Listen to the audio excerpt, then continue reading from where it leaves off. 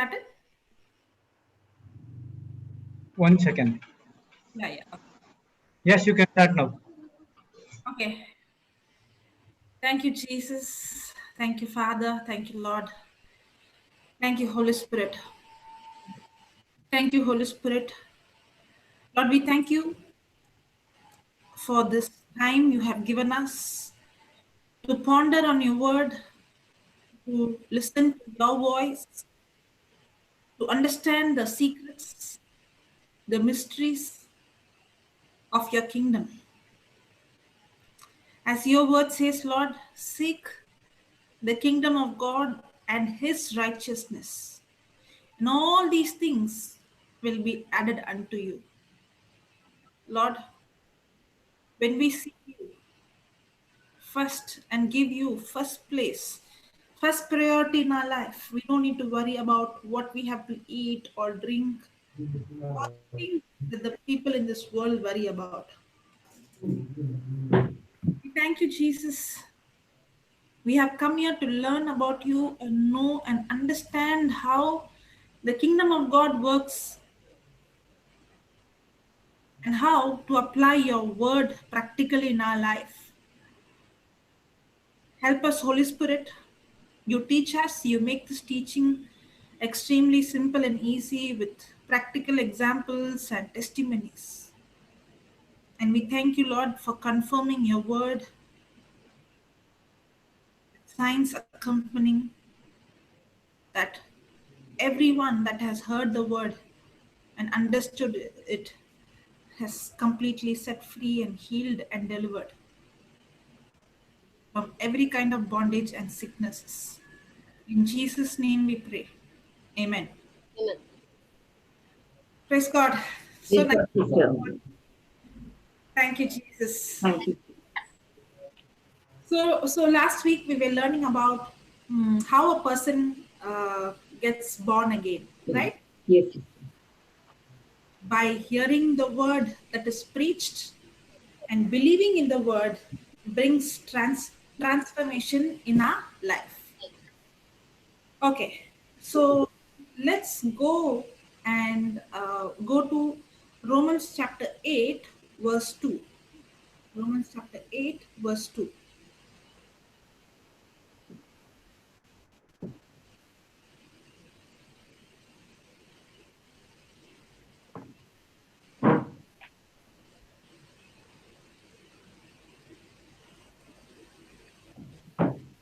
Okay. For the law of the Spirit of life in Christ Jesus has made me free from the law of sin and death. For, I'll read it again.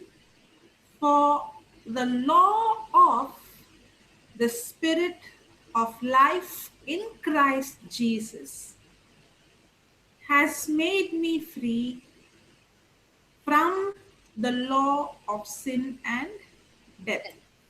Okay. Now, here we see for the law of Spirit of life in Christ Jesus. Now, yeah, you can remove it, brother. Now, what is the meaning of this word law?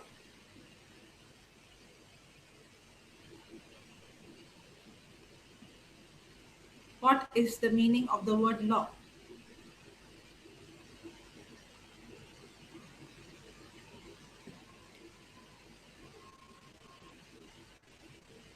What a silence in the class. 1 minute, I'll just click on allow participants to uh, unmute. Okay, so that anybody can unmute and speak. Yeah, now you can unmute and speak. Yes.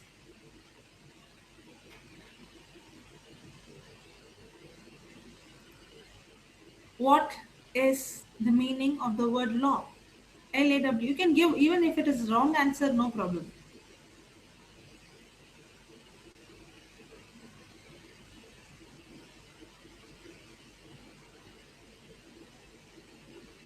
Nobody wants to answer.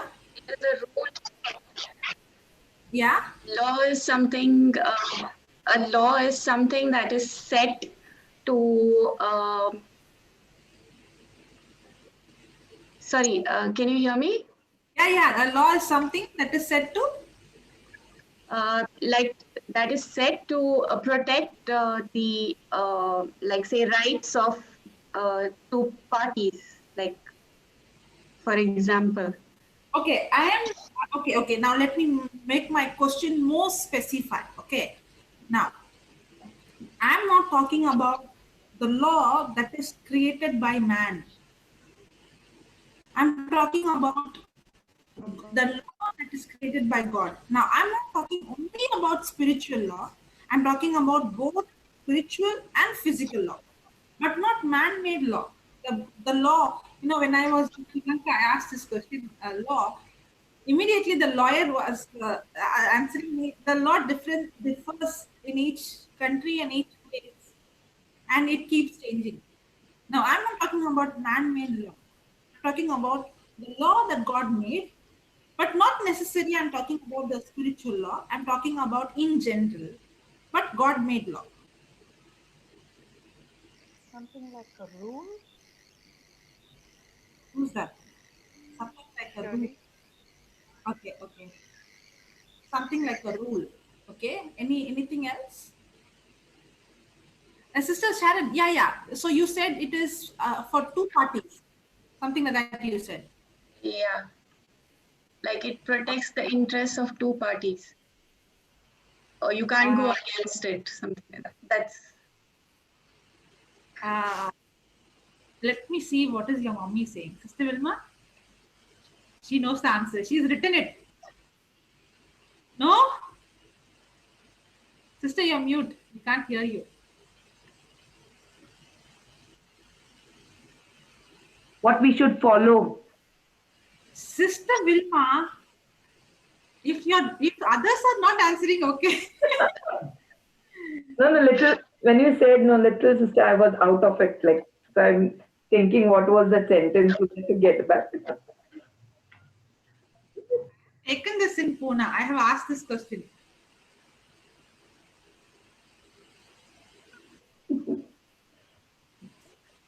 What is the law? Okay, now I'm not talking about the law of Moses. Now, law of Moses is one of the law. Okay, I'm speaking in general. I'm not only talking about Alistin. I know you know the answer. Okay, but I'll give you the chance. Okay, Alistin, yeah, you can speak. Aliston should not speak. Okay, he's small, so his voice will be. Okay, shall we write down the definition of a law? Okay, I know Joselin auntie also don't answer. Okay, a law is the law is a universal principle. The law is a universal principle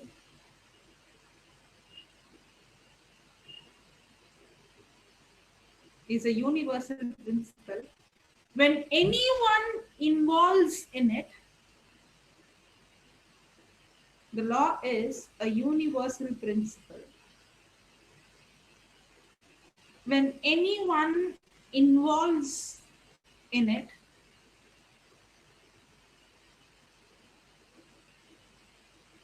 the result the result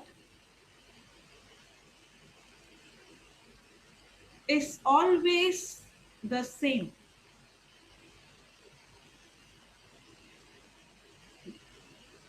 The law is a universal principle. When anyone involves in it, the result is always the same. The law is a universal principle. When anyone involves in it, the result is always the same. Okay. Sister Sharon. I'm calling your name, because only you are speaking to me. Sister Cheryl also was.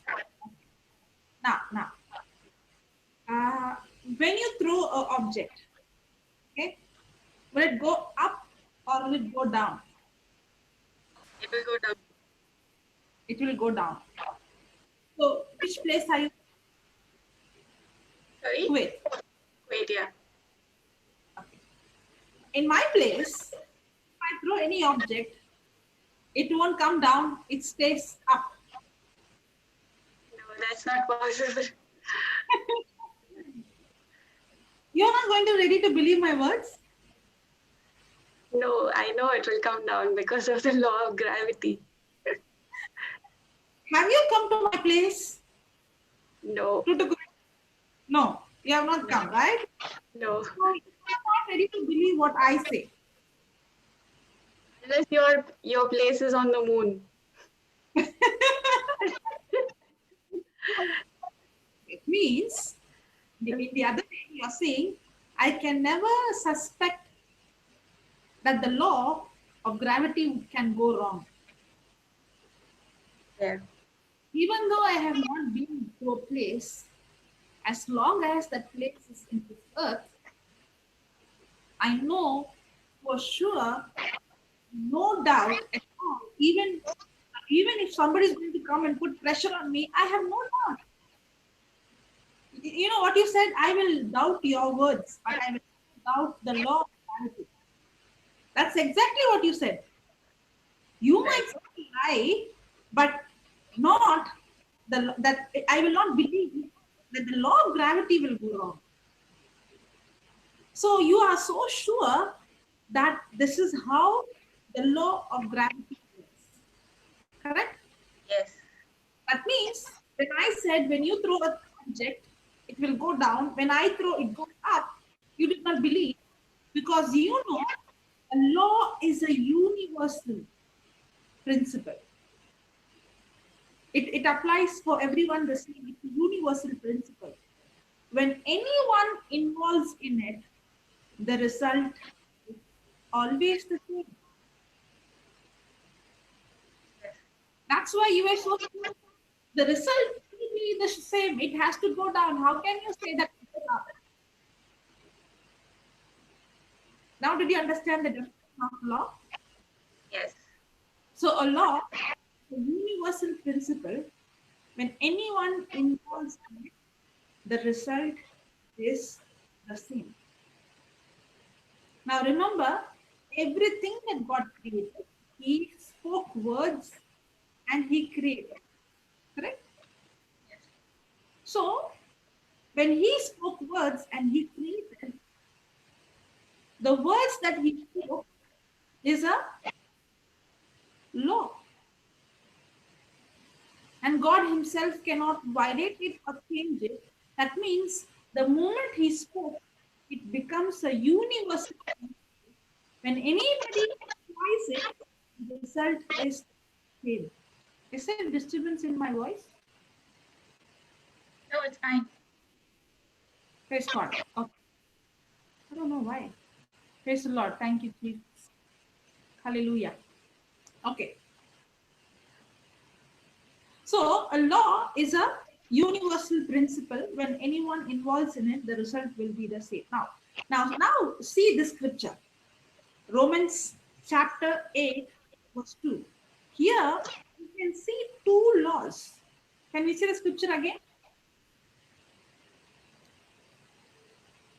Can you put that scripture?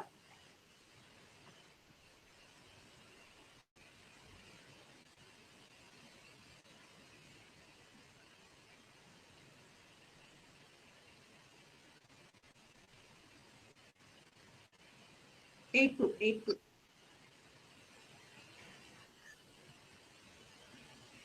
Romans chapter 8, verse 2. Okay.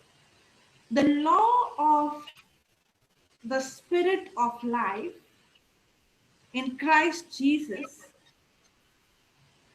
has made me free from the law of sin and death. Now, here, we just now saw the definition of law, that a law is universal principle when anyone involves in it, the result is always the same.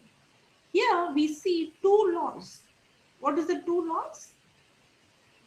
One is the law of spirit of life in Christ Jesus, and the other is the law of sin and death.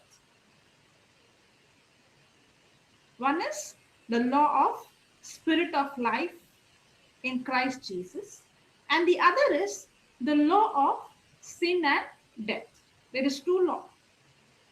Now, let's first see how this two law got activated, and then we will learn how we can involve in these laws. Okay? Yeah, you can remove it. Now, when somebody is going to jump from the 10th floor, will the law of gravity stop, or will God stop the law of gravity? No. Correct? Now, without the law of gravity, can we live in this world? There are so many complications. We cannot live a normal life. There are so many things like blood circulation, digestion, eating food. There are so many things. You're sleeping at night on the bed, morning you might be on the ceiling. Correct? So God created law of gravity for our good. But the same law of gravity, if I misuse it, it can cause my life. Correct? So the law is created for our good, but it can also damage us if we do not understand it or if we misuse it. Now, do we have electricity? Yes. Can we think our life without electricity? What if there's power cut for 2 hours?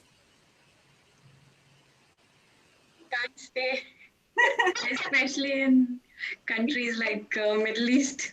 Yeah. What about, we can't even think about our basic things, we are so dependent on electricity, and we could say everything, most of our life has become easy because of it. We can't even imagine a life without electricity. But can the same electricity kill someone? Yes. Now, so many times we think God is responsible, God is the one who has done this, God allowed this, but not realizing the kingdom of God works on a principle. God is not going to make decisions based on emotions. Now, that's where we all go wrong. We think God is like us. How do we make decisions based on our emotion? Today, when I feel good, I speak all loving words. When I'm angry, then comes all bitter words. Correct? So in my life, I make choices and decisions. It's all based on how I feel, based on my emotions. So we think God also is like us. We think when God is angry, he will punish. When he is merciful, he loves. That's wrong.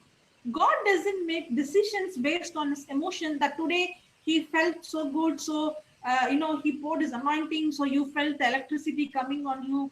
The next day he is angry with you, so you can't feel anything. No. God makes decisions based on his law, because a law is a universal principle. God will not change it. Because God doesn't change it, when I asked Sister Sharon, she said, when I told her in my place, if I throw something, it will go upward. She is saying, no, I don't believe it. It don't go up. She was so sure. Now, why is she so sure? Because God will not violate or change a natural law because somebody has done a mistake or because he is favorable for someone.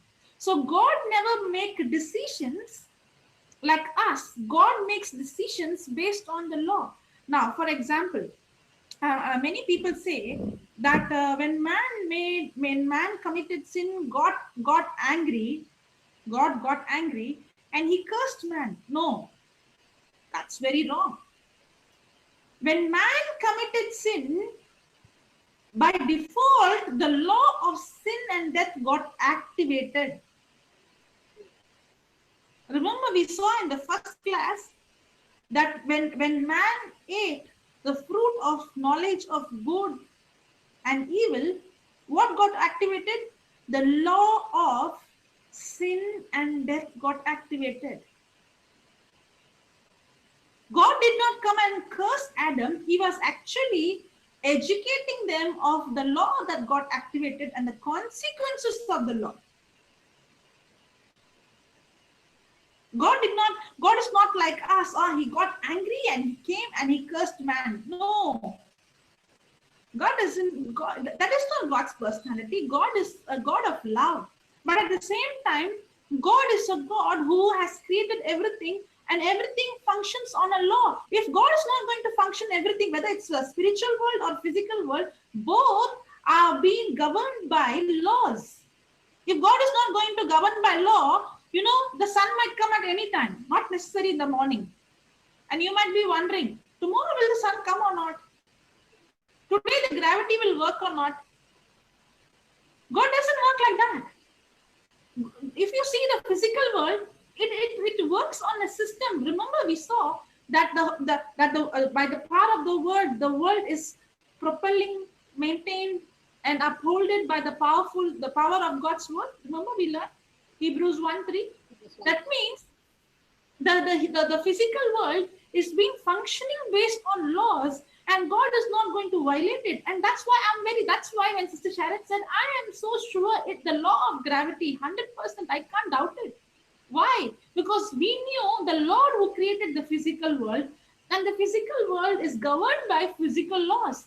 Just like how the physical world is governed by physical laws, in the same way, the spiritual world is also governed by spiritual laws. When I understand this, then I understand God's character and God's nature. God did not become angry and cursed, actually. It is the law. Now, what did we saw in Romans 8:2? The law of life in Christ Jesus has set me free from the law of sin and death. Is it very clearly given it's the law of sin and death, or it is saying only sin and death? No, it's a law. When God created man and when God created this world, he did not create any sickness. He did not create any poverty. He did not create any fear. He did not create any kind of, he did not create poverty, anxiety, worry. He did not create all these things. When God created everything perfect. There was no flaw in God's creation.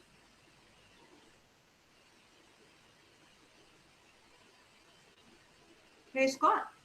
But when Adam committed sin, a law called sin and death got activated.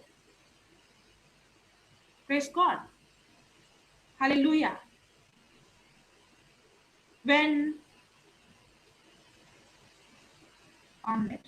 Okay. Praise the Lord. Brother Jude. Yeah, okay.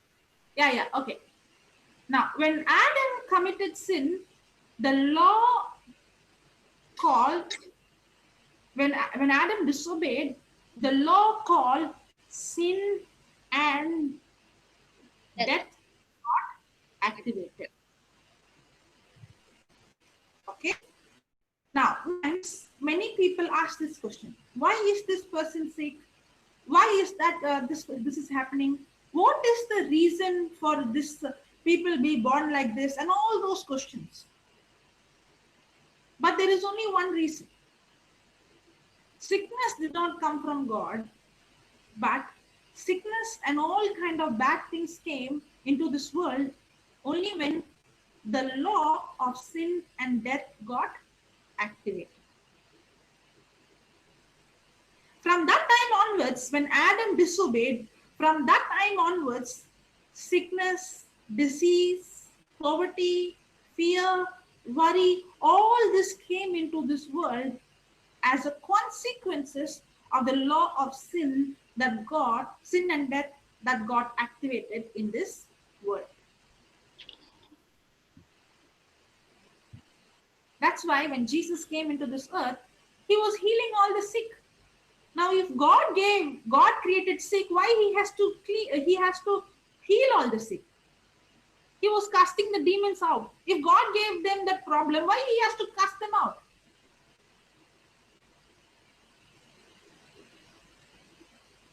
So, any problem that I see in my life is a consequences of that law of sin and death that got activated. Now, in this Romans 8:2, what we see is the law of life in Christ Jesus will set me free from the law of sin and death. Correct? Correct? I purposefully made a big mistake and I asked you all, correct? Let the scripture be put again. Shall I repeat again? I'll make a mistake, you have to find it out, okay? Shall I put the scripture? Better. Okay. See, I'm checking whether you are alert.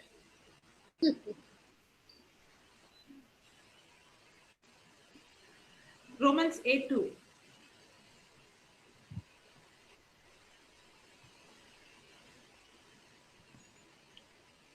Praise God. Okay, this is Enoch. Thank you, Enoch. Okay. For the law of spirit of life in Christ Jesus will set me free from the law of sin and death.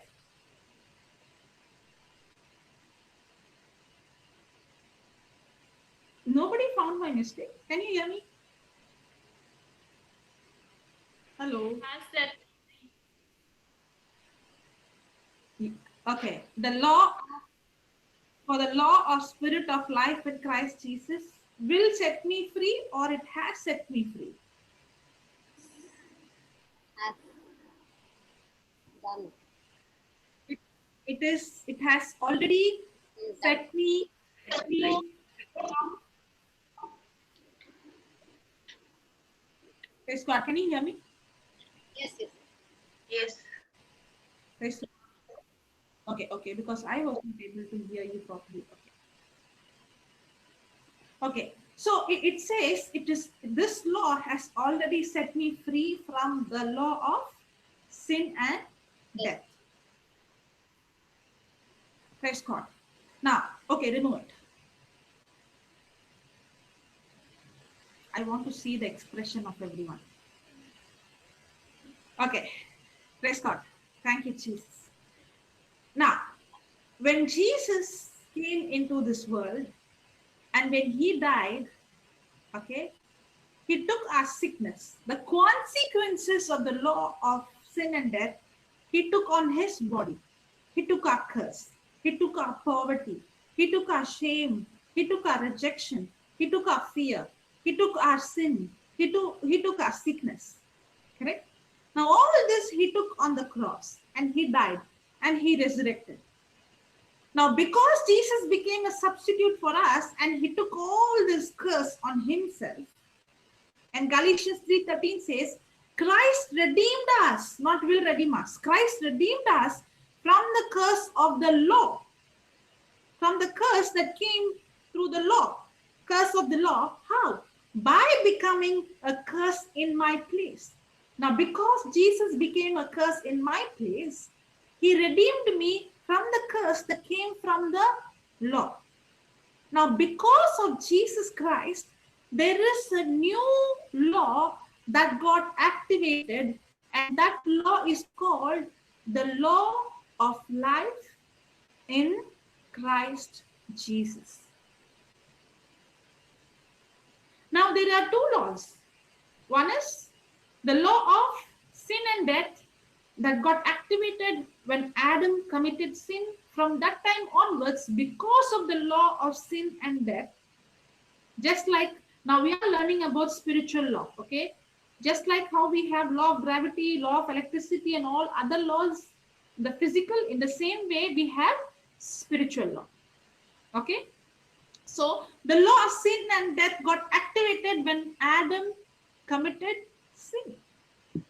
But when Jesus died for me and he took the sin on the cross, when he died on as a substitute for me, and he took all my sin, all my curse, all my punishment, shame on him, and when he resurrected, a new law got activated, and the name of that law is called the law of life in Christ Jesus. Now, that's what we saw here in the scripture, that there is already a law called law of sin and death. Because of the law and sin and death that got activated of Adam's sin in this world, people have sickness, fear, worry, and all those things is the consequences of the law that got activated because of sin. But there is another law. That law is called the law of life in Christ Jesus, the law of spirit of life in Christ Jesus, that got activated because of what Jesus did for us. Now the question is, if the law of spirit of life in Christ Jesus has already set me free from the law of sin and death, why am I still seeing the consequences of the law of sin and death in my life? Because if I see sickness, it's because of the law of sin and death. If I see worry, it's because of the law of sin and death. If I see poverty, it is because of the law of sin and death. If this scripture says, Romans 8:2 says, the law of life in Christ Jesus, the law of spirit of life in Christ Jesus has made me free from the law of sin and death. If the scripture says I'm already free from the law of sin and death, why is that I still see this law of sin and death still now active in my life?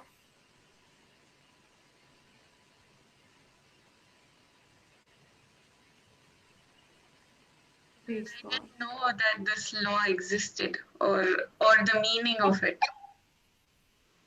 I said I didn't know how it works, or I didn't know the meaning of it. Now I know the meaning. Yes. Exactly. Okay. Yes, that's what the Bible says in Hosea 4:6, that my people are destroyed for lack of knowledge. Now, what is the lack of knowledge? The lack of understanding how God's system works, how this law works. Okay, I'll give an example so that you will understand this better. Now, again, I'll come back to law of gravity. Okay. The law of gravity, as I asked, if I throw any object, it has to go down. And when you throw any object, it has to go down. No matter whichever place of the world you are, because the law is the same. It's a principle and the result is the same. In the same way, the spiritual law is also a principle. The result has to be the same. Right? Now, when there is a heavy object, will it float or it is pulled to the earth? Pulled to the earth. Right. Correct? Otherwise, by now you all might be floating and I am not be floating with the laptop.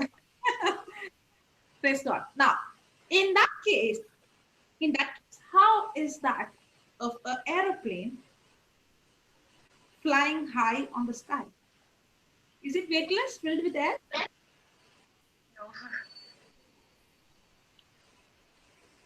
That means the aeroplane starts, the law of gravity stops.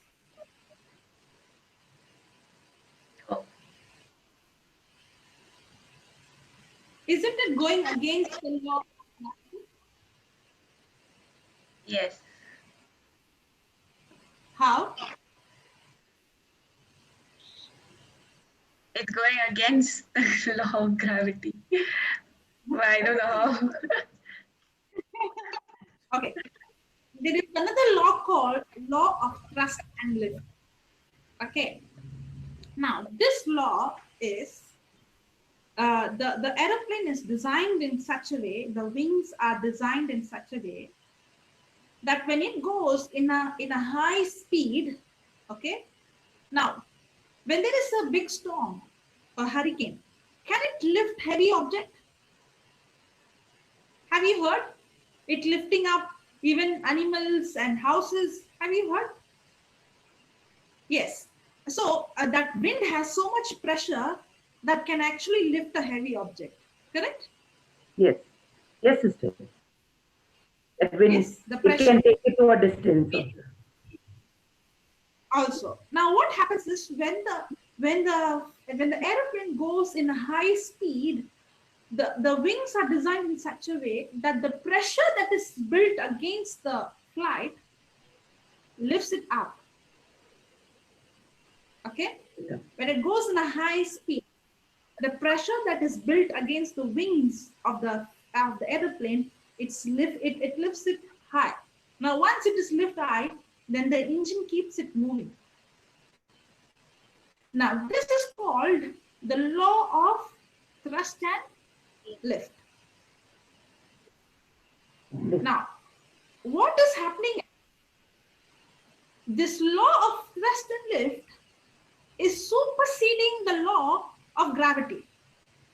It is not deactivating the law of gravity. It is superseding the law of gravity. You have to remember that. Is it deactivating the law of gravity? No. It is superseding the law. Correct? Now, if I go and stand close to the aeroplane, can I fly with it? No. I have to get involved in it. I have to go inside the flight and sit. Only then I can fly. Now, why I'm giving this example is for us to understand better. Now, again, we'll come back, compare this both law of gravity and the law of thrust with the law of sin and death and the law of life in the life of spirit of life in Christ. Okay, put the scripture again, Romans 8:2. Now, with this understanding, let's read the scripture.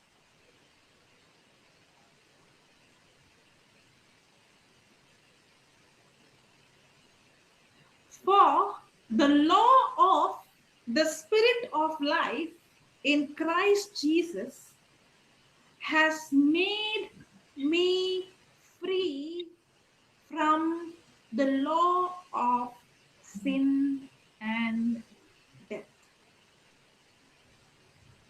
The law of spirit of life in Christ Jesus has made me free from the law of sin and death.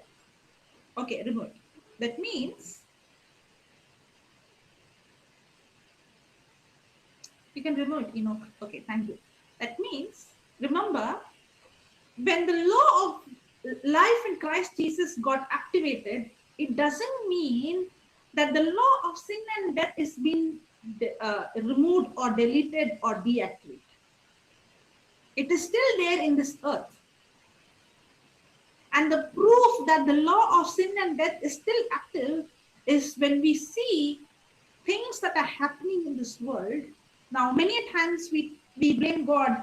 Why is God doing this? Why did God allow this? Why God send this? God did not sin. It's because of the law of sin and death. So the law of sin and death is still active in this world, only when in the second coming of Jesus. Okay? And that is the time all this law of sin and death will come to an end. But until then, the law of sin and death is still in action. It is there in this world.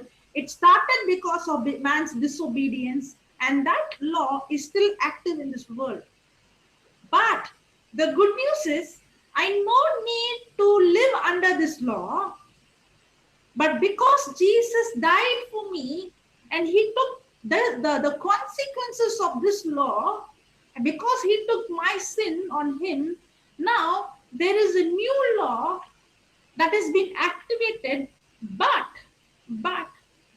God has given me the freedom to choose which law am I going to involve in the law of sin and death or in the law of spirit of life in Christ Jesus. I have to make the choice. Praise God. Thank you, Jesus. Yes, that's why we have spiritual law. Somebody is saying yes. Praise God. Okay. Let's go to Deuteronomy. Deuteronomy 39. 19. What, Auntie? 30, yeah, 30, 90. Sorry, 39. 90. 30, 30, 90. Yeah. 39. 30. 30, 90. Yes.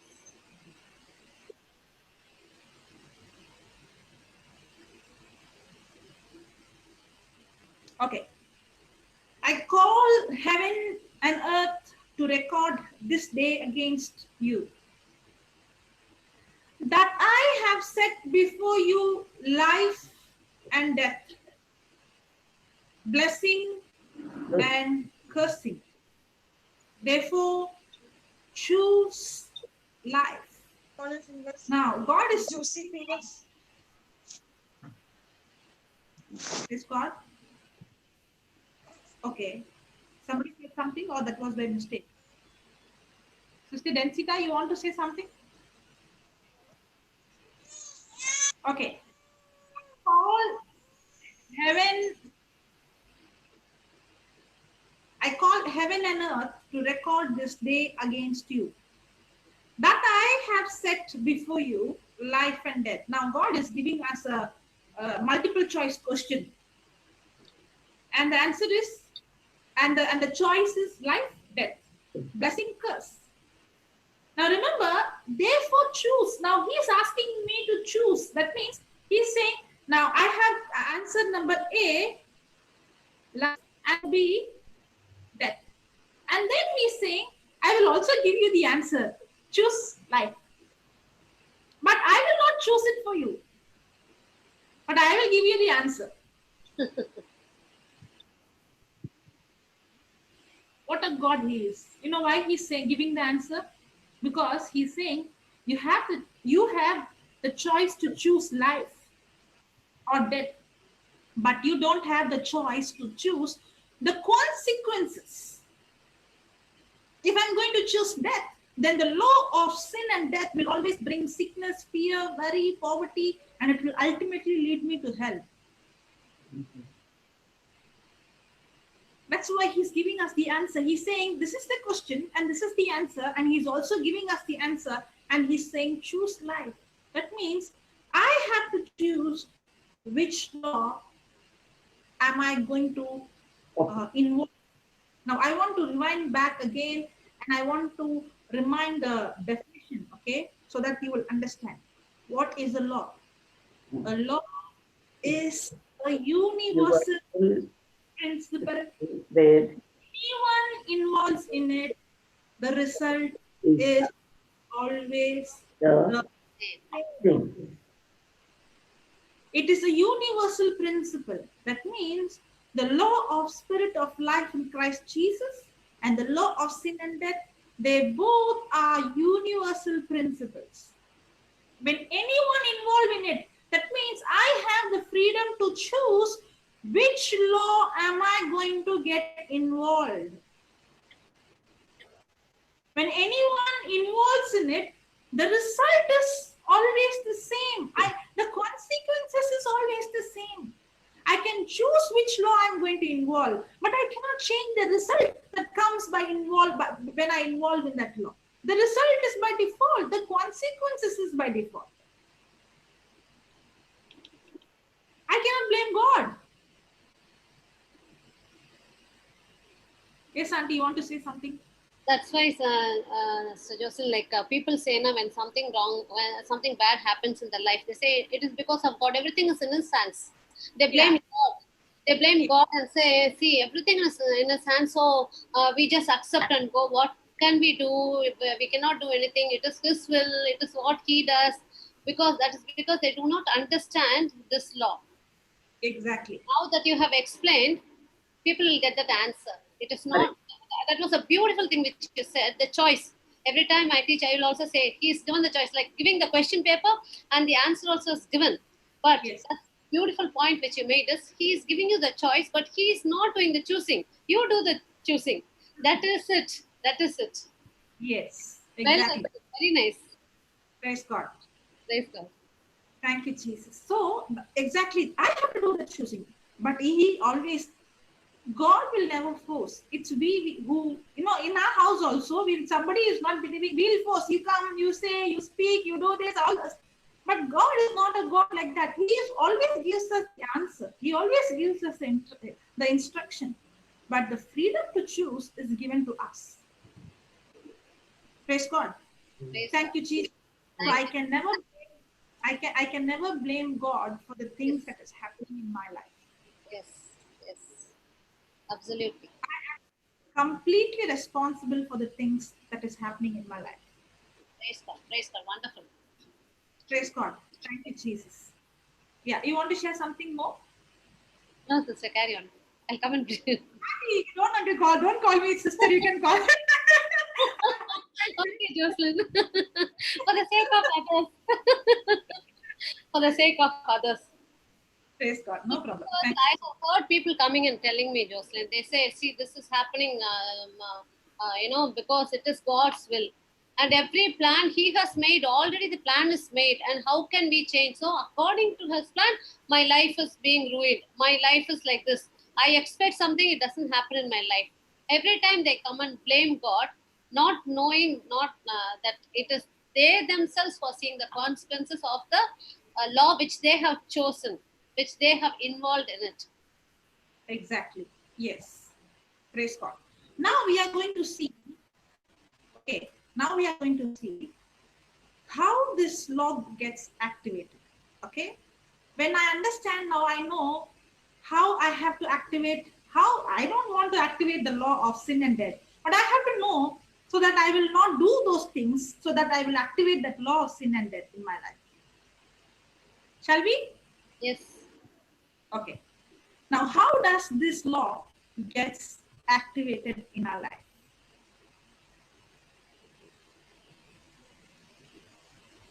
Okay. Faith allows God in our life, and fear is an entry point through which Satan gains access. Faith allows God in our life, while fear is an entry point through which Satan gets access. Faith falls, you can write down, faith falls under the category,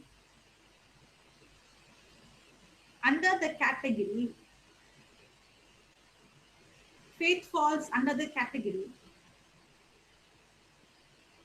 of the law of spirit of life in Christ Jesus. Faith falls under the category of the law of the spirit of life in Christ Jesus.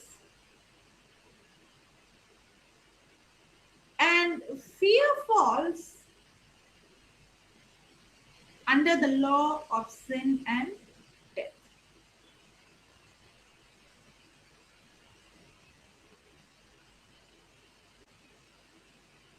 Now, did you understand what connects me to the law of sin and death, and what connects me to the law of spirit of life in Christ Jesus? Faith connects me, for me to involve in the law of life, of spirit of life in Christ Jesus. I can only involve in that law through faith. And for me to involve in the law of sin and death, it is only by fear I get involved in the law of sin and death. Faith, fear. God cannot have access in my life without faith. We see in Hebrews 11:6, it is impossible to please God without faith. And the devil cannot have access in my life without fear. Praise God. Yes. Okay. Now let's go and see more about fear. Correct? Okay. Okay. Now, is fear a emotion, a feeling?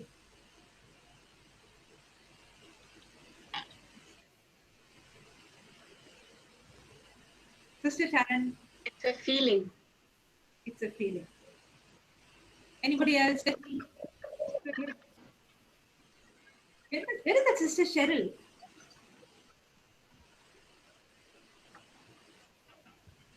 She's gone. Sister Vilma.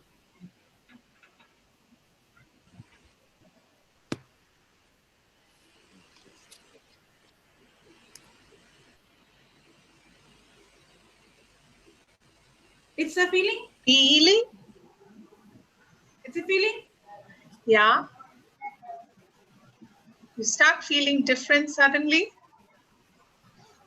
So you mean that fear is a feeling? It's a mixture of both, but it starts with a feeling and Of both emotion, feeling and emotions are same. Feeling is nothing but the emotions are is triggered by our feelings. So if I say feeling, by default it is my emotion. So you mean that fear is a emotion, a feeling, correct? Shall I prove that all your answers are wrong?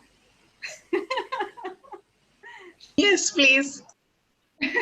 Okay, let's go to Timothy chapter 1 verse 7. 2 Timothy chapter 1 verse 7.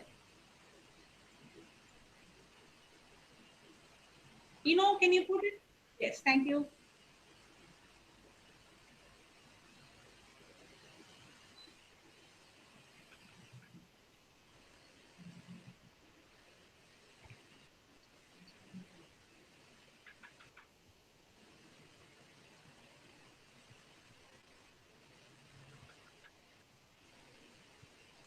Okay, now see this.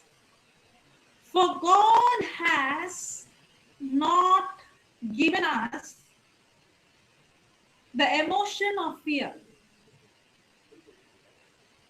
The feeling of fear.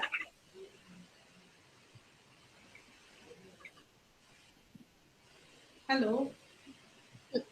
Fear is a spirit. God has not given us the spirit of fear, but of power and of love and of sound mind. The scripture very clearly says, God has not given us the spirit of fear. First of all, fear, you can remove. First of all, fear is not an emotion or a feeling. Fear is a spirit.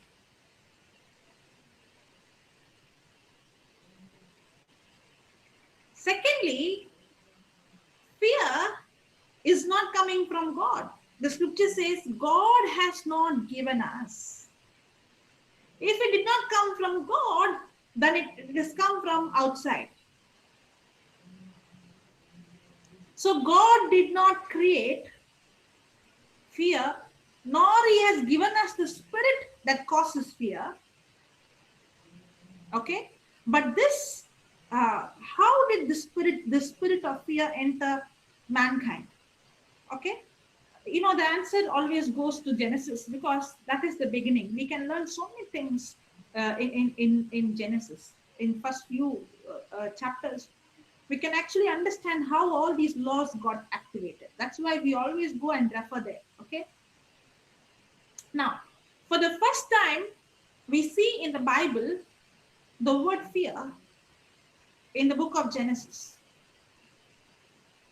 Now, we saw God did not give the spirit of fear, means when God created man, there was no fear.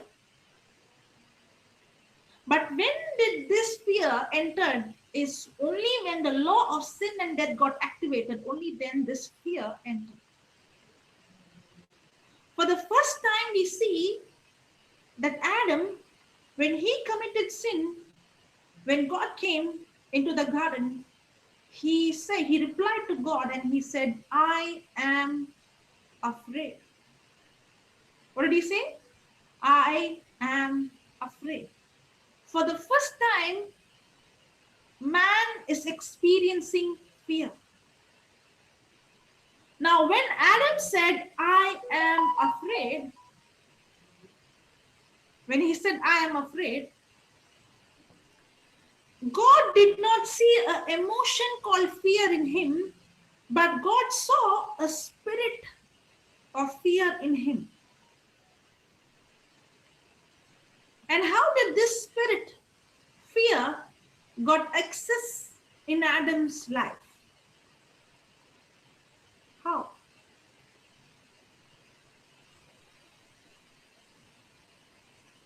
Sister, you are mute. When he knew that he did a mistake, he went against what God said. No. Now, when you understand this, okay, you will know how I have given the access to the spirit of fear in my life. Now, remember, only when I give access to the spirit of fear, then I am involved in the law of sin and death. When I'm involved in the law of sin and death, by default, the consequences is the same. Now, when I understand what is that entry point for fear in my life, then I will be very, very sure that I will never give access for the spirit of fear in my life. Now, again, I say the devil cannot force anything on me. I have the freedom whether to give him access or not.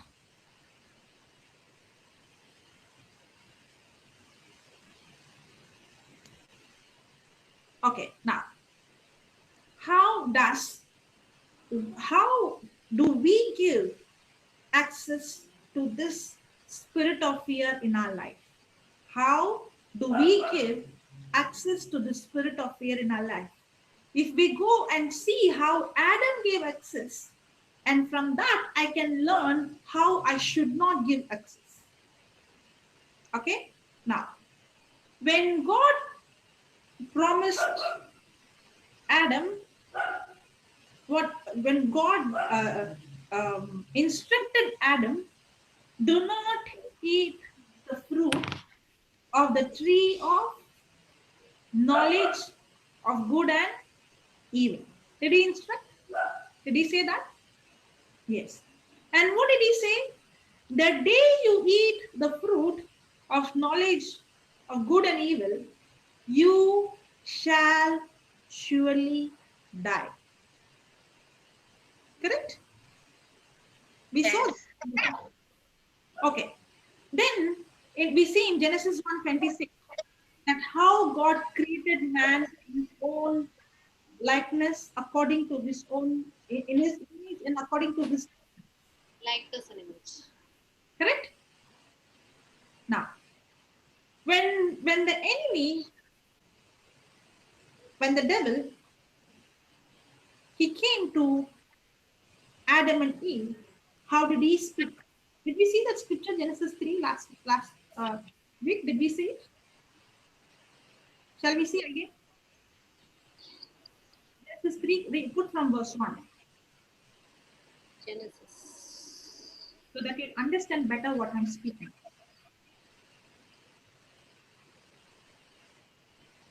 Three one.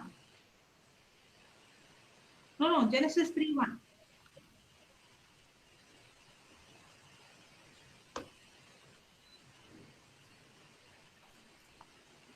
Okay, now the serpent was more subtle than any beast of the field which the Lord had made.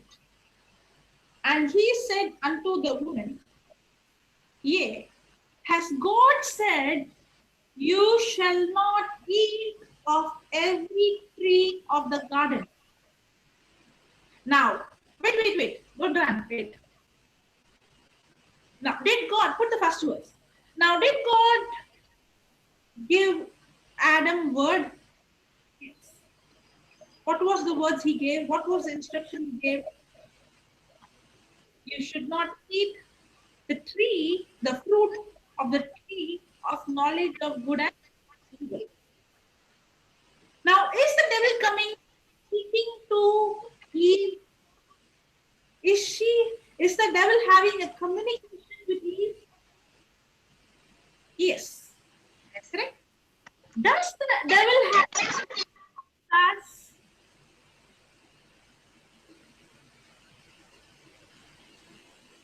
Through thoughts? Yes. Yes. Now, when the devil comes and speaks to us, does he speak something that I don't know? Or he always comes and speaks to me about the things that I already know? Oh, no. What I already know. Correct?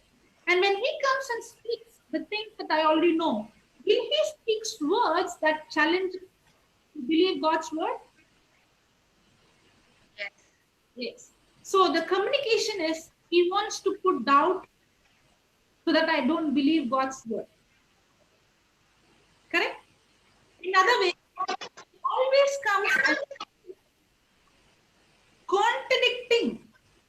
He always comes and speaks words that is contradicting to what God spoke. Yes or no? So even today, the devil comes and he comes and he speaks. How he speaks? He speaks words that is contradicting to what God has already spoken to us. Correct? Now what is the devil doing? The devil he's speaking to Eve not out of the topic. He's speaking exactly what God spoke, but contradicting to what God spoke.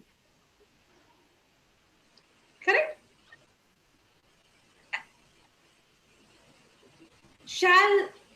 Okay, and he said unto the woman, last line, and he said unto the woman, yea, has God said, you shall not eat of every tree of the garden. Now, did God say you should not eat of every tree? Then they have to be, without anything. They can't eat anything. They have to starve. Did God say that? And now he started his conversation. Yeah, put the second verse. Next verse. And the woman said unto the serpent, we may eat of the fruit of the trees of the garden, then, but of the fruit of the tree which is in the midst of the garden, God has said, you shall not eat of it, neither shall you touch it. Now, God did not say you should not touch, he added it. Yeah. Yeah, we are not supposed to add or subtract anything to the truth. The truth is a truth, it's a law. That's why maybe when she touched, nothing happened, she ate it. That's a lie. Okay? God said, you shall not eat it, neither you shall touch it, lest you die. Okay? Now see the next verse. And the serpent said unto the woman, you shall not surely. Now see the two words. God said, you shall surely die. And the devil said, you shall not surely die. Now remember, the enemy always speaks words that is contradicting, exactly opposite, contradicting to God's word. Yeah, you can remove it. You can remove it. Now, there is something that happens. There is something. Now, remember, words are not just words.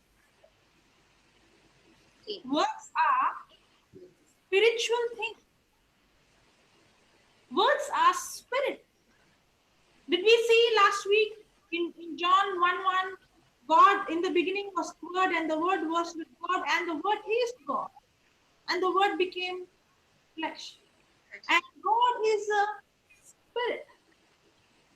Words are spirit. When I receive God's word, I receive God's spirit. But the enemy always speaks words that is contradicting to God's word. Now, how does the spirit of fear get access in our life? When we believe any word that is contradicting to God's word, we give access to the spirit of fear in our life.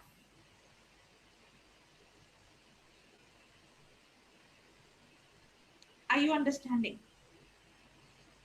The spirit of fear can never have access in our life without we receiving words that is contradicting God's word.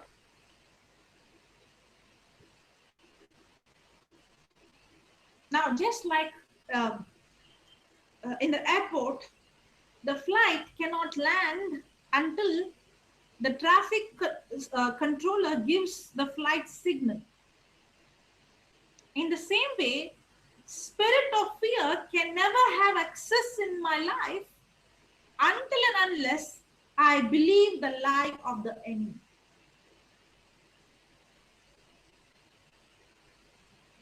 The moment Adam believed, Eve believed the words, and Adam believed the words also, because the devil spoke to Adam through Eve. No matter who that person is, anyone who speaks anything contradicting to the word of God, it is not the person, but that person is speaking by the influence of a spirit. Now remember, did Jesus rebuke Peter? Get away, Satan. Why?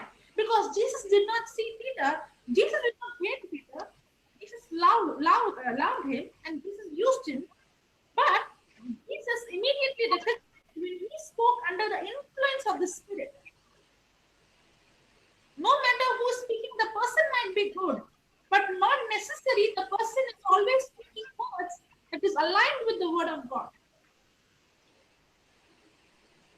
How does the spirit of fear get access in our life? When we receive words that is contradicting to the word of God, we receive or we give access to the spirit of fear, just like how the flight, the airplane can never land without the traffic controller giving access. In the same way, the spirit of fear can never have access in my life without me believing the lie. And what is a lie? Lie is anything that is contradicting to God's word.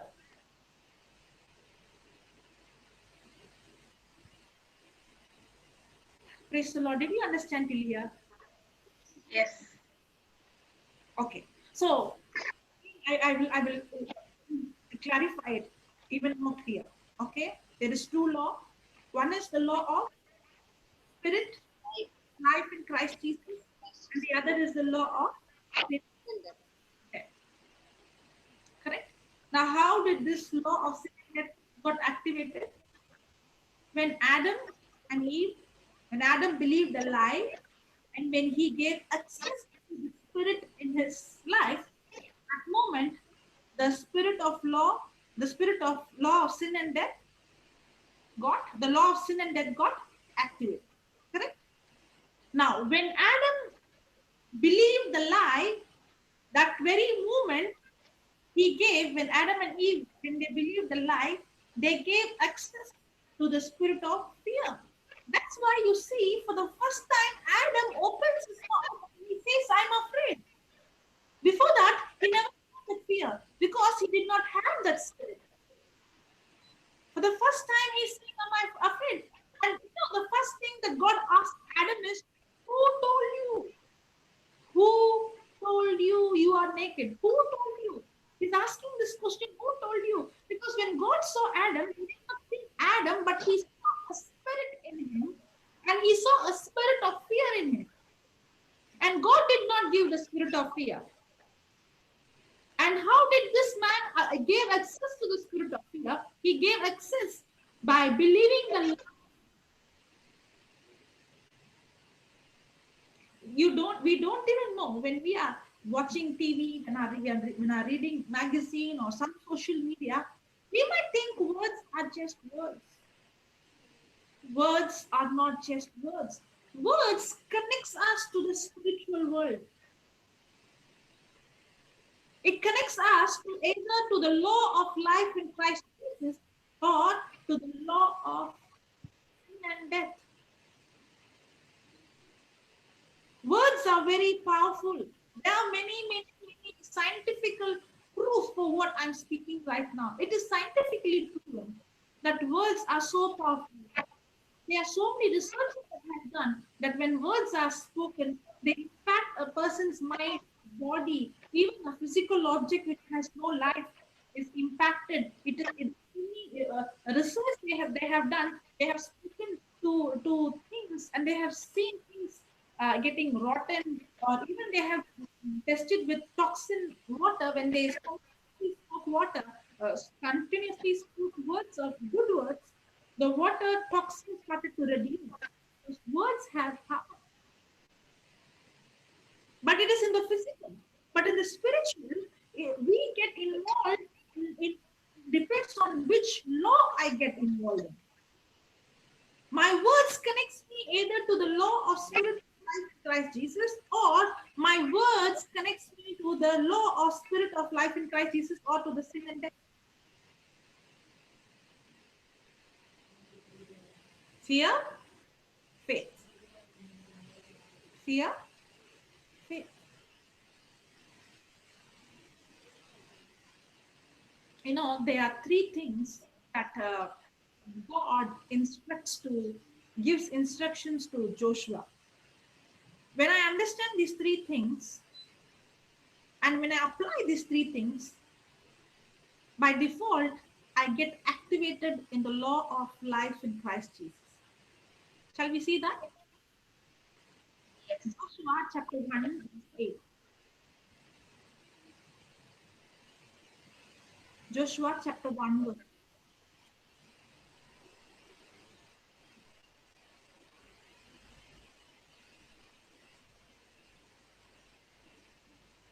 Okay. This book of the law. Can you see the word law? Is the book a book of law? Yes. But this book is the book of law that is full of life, that activates the law of spirit of life in Christ Jesus in our life. Yes or no? Yes. Yes. That's why it's not given just the book. It's given this book of the law. Now here God is telling Joshua how to activate or how to involve in this law, because anybody who involves in this law, by default, the consequences is the same. Now what is the definition of law? Law is a universal principle. When anybody involves in it, by default, the result is always the same. So let's see how to involve. We saw how fear comes. Now we are going to see how we get involved in the law of spirit of life in Christ.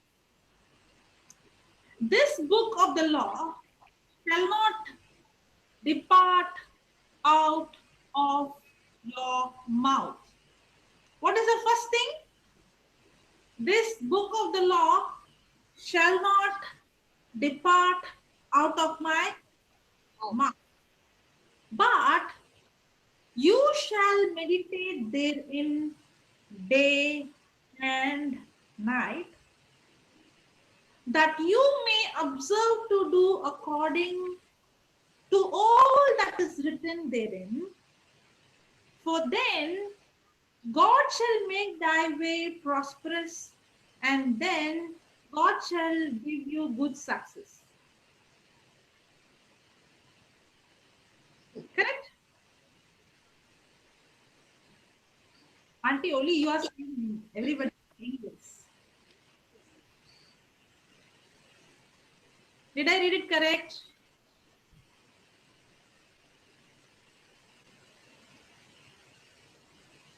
Shall I read again?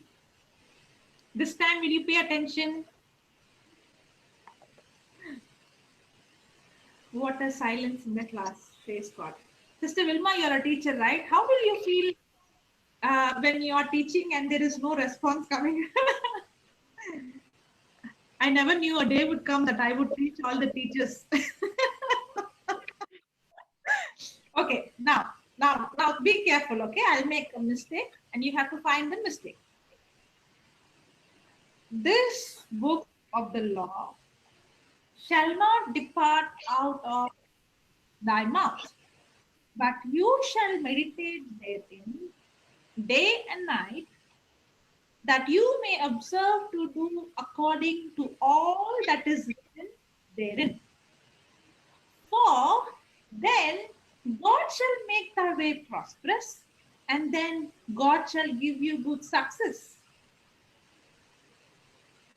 Hello.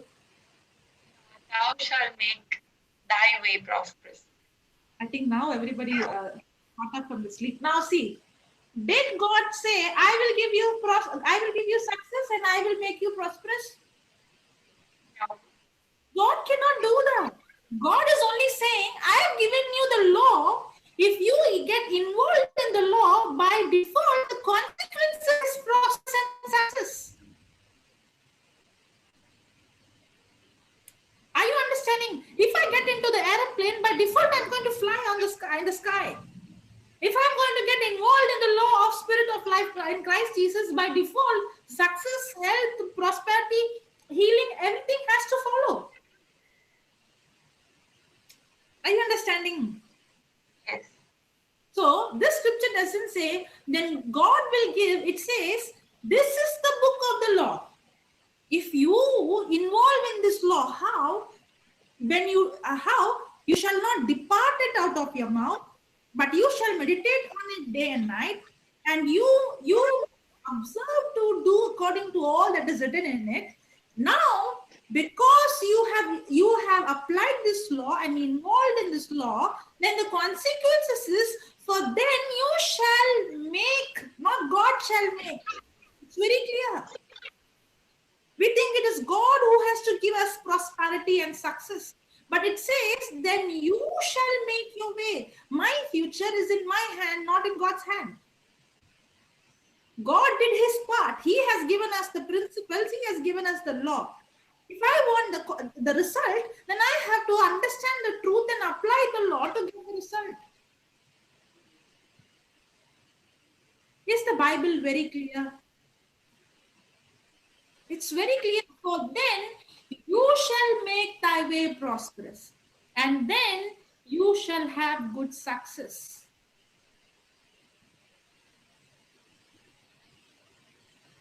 Praise God. Okay, now let's see. What are the three things? Now, if I do these three things, I activate the law of spirit of life in Christ Jesus. And the consequences is I'm going to see prosperity. Now, prosperity is not talking about money. Prosperity is talking about the complete prosperity in every area. Some people can be so poor that all that they have is only money. Okay, so prosperity is not about having money. Prosperity is me having being in a place where I don't lack in anything in any area, whether it's peace, joy, health, you name it, whatever God has given. Praise God. Thank you, Jesus. Okay, somebody's putting, yeah, it's very true. Okay. Okay, this book of the law shall not depart out of my mouth. The first thing for us to activate either the law of death or the law of life, both the law, the first step is the words that we speak.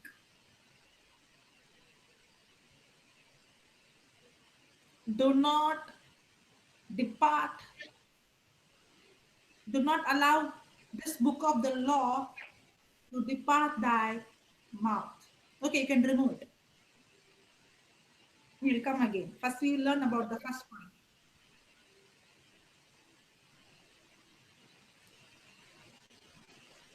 The first thing is, do not allow this book of the law to depart your mouth.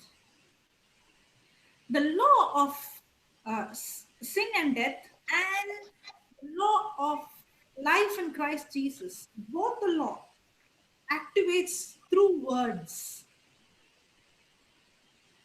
Correct? Now by default, we all, because we are living in this world, we have accepted many words, we believe many words, and we have spoken many words. And that's what Proverbs 18:21 says, that life and death is in the power of my tongue, and those who love it shall eat its fruit or bear its consequences. Bear the consequences of the words that we speak. Now remember, I told you that words connects me to the spiritual realm. There is a physical world and there is a spiritual world. There's a physical world and there is a spiritual world. For us to know the things in the physical world, we know the things that is in the physical through our physical senses. Correct? Do we need our physical sense? Yes. Many times, many people think the scripture says, I shall live by faith, not by sight. So I can close my eyes and walk on the road. The Bible says I should live by faith, not by sight, and close my eyes and walk. It will cause accident. That is foolishness. That's not what the Bible says. God has given me physical senses to live in this physical world. If I don't have the physical sense, I'm disqualified to live in this world. I need my physical senses. What if somebody doesn't have that feeling of touch or pain? If a person is going to, walk on a glass or something, the person will never know that the person has already damaged the skin. The person is going to put the hand on the fire. The person will never know the person has already damaged the hand, because God has given us the senses to live in this world. But the spiritual world, I can get connected through words. Praise God. Hallelujah. And the spiritual world, for me to get connected to the unseen world, I need faith, that we will learn in the next class. Okay, but now let me only take this point. The only way I can get connected to the unseen spiritual world, that is the real world, through words. Whether I'm going to allow evil spirit or the spirit of fear, or I'm going to allow God's spirit, whether I'm going to involve in the law of sin, or I'm going to get involved in the law of life in Christ Jesus, it all depends on the words I speak. That's why the first instruction that God gives Joshua is, do not allow this book of the law to depart your mouth. It is very important for me to speak words, and especially to speak words of life. The devil has no access in my life if I don't speak words of death. Now, that's why it's very, very important. What is the gateway into our heart is our eyes, our ears, and our mouth. This is the gateway to our heart. What is the gateway to our heart? My eyes, Yours. and my mouth. Because this is where I have access to the Spirit to have access in my life. That's what Adam and Eve did. They saw, they heard, and they spoke. They saw, they heard, and they spoke what? Words contradicting to what God said. The moment they accepted those words contradicting to God's word and spoke those words contradicting to God's word, they gave access to the spirit of fear. And that's how fear entered, worry, all those things got activated. The law of sin and death got activated. Praise God. Are you understanding? When a child is going to continuously say, I don't like maths, I don't like maths, I don't like maths. Now what is going to happen? You know, when we have our youth meeting every alternative Saturday, uh, Jade, she's the one who leads this youth, the children's and the youth ministry. She was sharing her testimony that she is very good in all the subjects, but when it comes to maths, she used to find it difficult.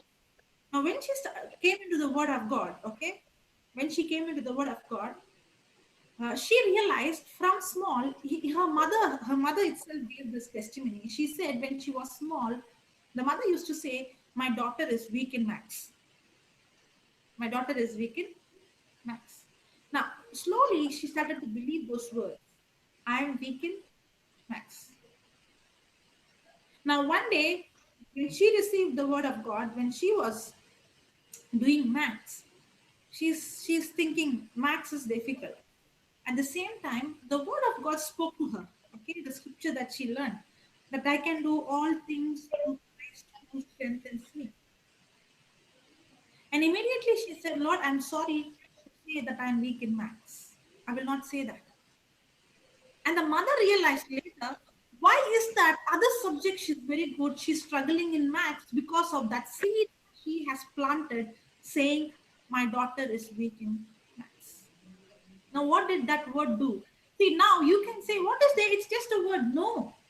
The moment you spoke those words, you opened the door for the spirit of fear in that subject. Fear is not an emotion. Fear is not a feeling. Fear is a spirit. It can be a small thing, but yet I have given access to the spirit of fear in that area.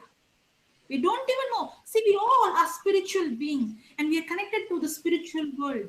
Everything that is happening in the physical is the consequences of how we are connected to the spirit realm. The spirit world is very real. And we don't even realize that small words matter. And that's what the scripture says. Life and death is in the power of your tongue.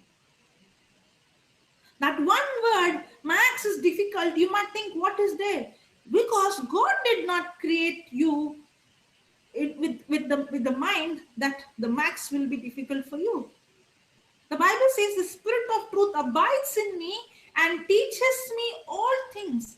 When the scripture says the spirit of truth abides in me and teaches all things, when any word that is coming contradicting to what God has promised, then it is the spirit of fear. The moment I believe I can't do it, because the scripture says you can do all things through Christ, and the devil is saying that you can't do. Now, when I say devil, don't see the person as devil, but it's a lie. Now, what did the devil do? The devil came and spoke lies. When God said, the day you eat the fruit of knowledge of good and evil, you shall surely die. And when the devil came and said, you shall surely not die, it's a lie. The moment I believe the lie, I give access to the spirit of fear in my life. In the same way, the moment I hear the word maths is difficult, that means I have given access to the spirit of fear in that area in my life. Because it's a lie.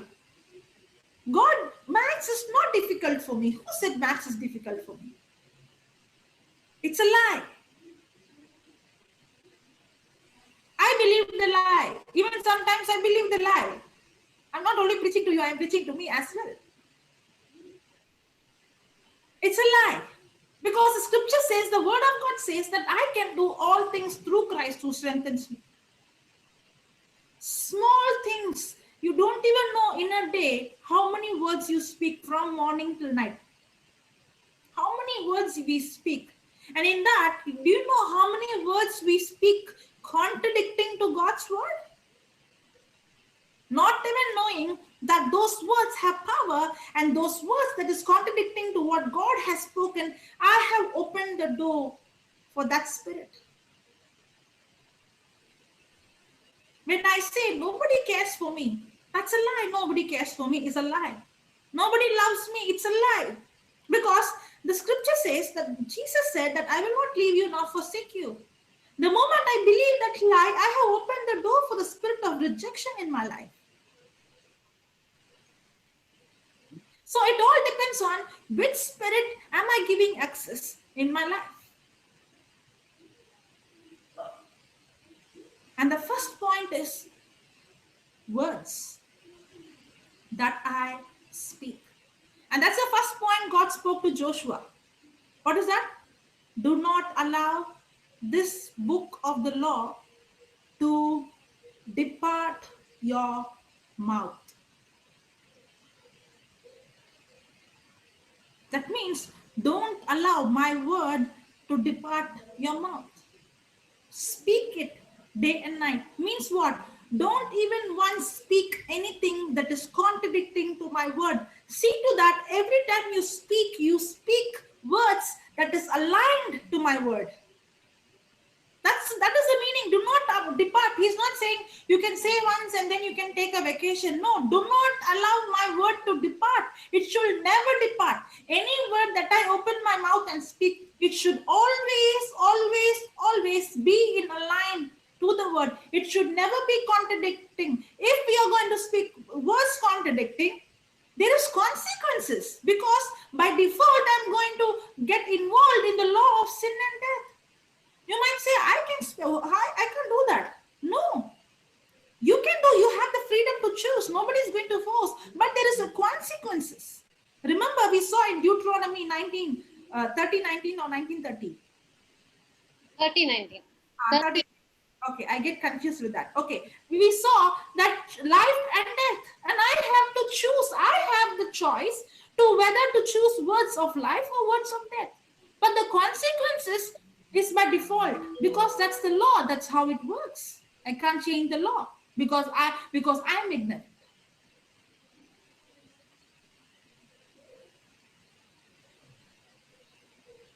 That's why it's very, very important for me to have a check what words I'm hearing, because what words I'm hearing are the words that I'm going to speak. That's why the Bible says, my people are destroyed for lack of knowledge. Now, why am I speaking with such conviction? Because I have seen the result in my own life. I was speaking words that I'm sick, I'm this, I'm that. But when I start, it is not easy. It is not at all easy. Don't think that it was easy that all of a sudden I started to speak words of life. No, it's very, very challenging. I have to train myself and tame my tongue. It's very easy to say, speak life. But to put it in practice, you have to do it deliberately and desperately. It doesn't come automatically. Automatically will come is death. We are all trained to do that. Have you seen a dog that is tamed and you see a dog that is not tamed? When you see a tamed dog, when you say sit, he sits. When you say run, he runs. When you say come, he comes. When you say attack, he goes and attacks. Correct? But when you see a dog that is not tamed, you say anything, he will say like, you say sit, no expression. Why? He's not tamed. But for taming, does it take time, effort, energy? Yes. The trainer has to tame the dog, has to spend time. There is effort that has to be put. Until, I have seen my father doing that. That's why I'm saying. He would say 1,000 times, sit, and then he would give something. He would give the biscuit. And that he used to sit in the beginning because he's getting something. But later on, he is so used to it, the moment he hears the word sit, he'll sit. That's how you tame the dog. And that's how you train your tongue. Now the problem is, by default, we speak words of death, our problem, our sickness, our inability. But I have to tame my tongue by deliberately taking the word, the scripture. That's why we have given the promises. It's not a prayer book. We don't, as long as you're going to think, I have to pray, will never work if I don't understand how the system works. When I started to speak in the beginning, so many times I used to say about my problem, and then I have to correct, no, I'm not sick, I'm healed, I'm healthy. now there's sometimes that I make error, but somebody corrects me. No, oh yeah, I should not speak this. And that's how we tame our tongue to speak life until it becomes a habit. In the beginning, it's difficult, but later on, it becomes your lifestyle that now by default, just like how the dog sit, it will sit. In the beginning, it's not like that. If you sit, he won't sit. It has to be tamed until it becomes a habit that it hears the word, it immediately reacts to the word. In the same way, I have to tame my tongue to speak life, to speak health, to speak prosperity, to speak success. I have to tame. It will not happen by default or automatic. There is lot of I have to do it by purpose and deliberately. I have to make an effort from my side. I have to discipline my tongue. I have to set a time and sit and I have to train myself. I have to speak to myself. And that's exactly David says in Psalms 103. Do not forget, oh my heart, the benefits of the Lord. Means what? He's teaching his heart to remind the things, to speak those things. That's how that's how the law of life in Christ Jesus, the spiritual law of life, gets activated in our life.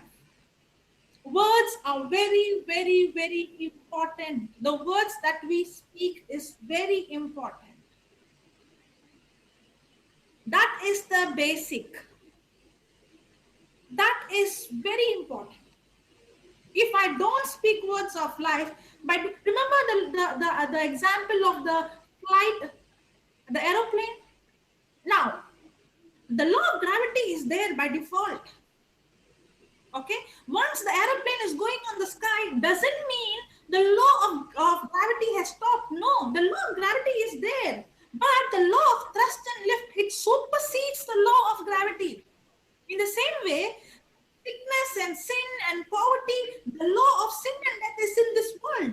But the moment I speak the words of life, I get involved in the law of life in Christ Jesus, that I supersede the law of sin and death. Means what? There is virus in this world, but when I supersede, that virus cannot affect my body.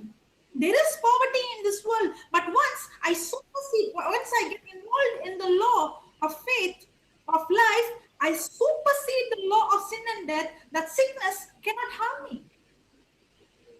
It is not deactivated, it is there, but it has no power over me. Because I'm now involved in a much better law that supersedes the law of sin and death.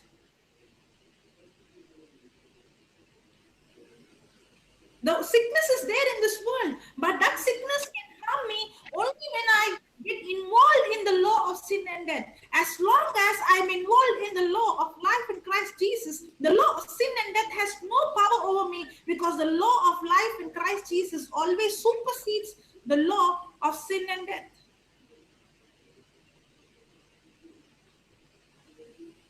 Praise God. Praise God. Are you understanding? Yes. Praise God. Thank you, Jesus. Can you see how the whole spiritual world works? It's so beautiful once we understand the system. And it all begins with our word, and God has made it so clear. It's written there. Do not allow this book of the law to depart your mouth. The words I speak connects me. Now, what happens when a person gets into the aeroplane and he's flying high, okay? And when the flight is there in the sky, the captain puts the engine off. What happens? Comes down. It falls down like a stone, correct? That's exactly what happens when we start speaking. I do all things through Christ who strengthens me. I have the mind of Christ. By the stripes and wounds of Jesus, I am healed. I have the mind of Christ. The knowledge of God is formed within me. All those scriptures I'm speaking, the Spirit of the Lord Jesus upon me. He himself has anointed me. I got into the flight, and the flight started. It took off. And then comes a storm. The bad news. When the pilot sees the storm, what happens if he puts the engine off? That's exactly what we are doing. The moment we started it well, good. But the moment when we couldn't see the result and the manifestation, or when we see something that is contradicting to what we are speaking, we put the engine off. But this time, the damage is going to be more. See, the moment I stop speaking God's word, by default, I get involved in the law of sin and death. Now, the moment the engine is off, by default, the aeroplane comes under the law of gravity. Yes or no? The moment the captain puts the engine off, by default, it comes under the law of gravity. In the same way, the moment I change the words from life to death, by default, I get involved in the law of sin and death.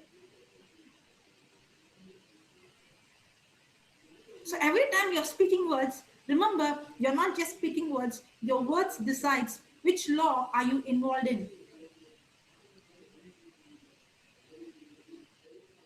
That's why we are in a spiritual battle. It is not going to stop until I stop breathing oxygen. It's not going to stop. It's a battle. It's a life or death battle. Am I going to experience life or death? Anything that's not from God is death. Words are very important. And that's the first point that God spoke to Joshua. Do not allow this book of law, he made it very clear, book of law to depart your mouth. That's the first thing. What is the second thing? Meditate on it. Meditate on it day and night. Is it possible? Day and night? Come on, speak something practical.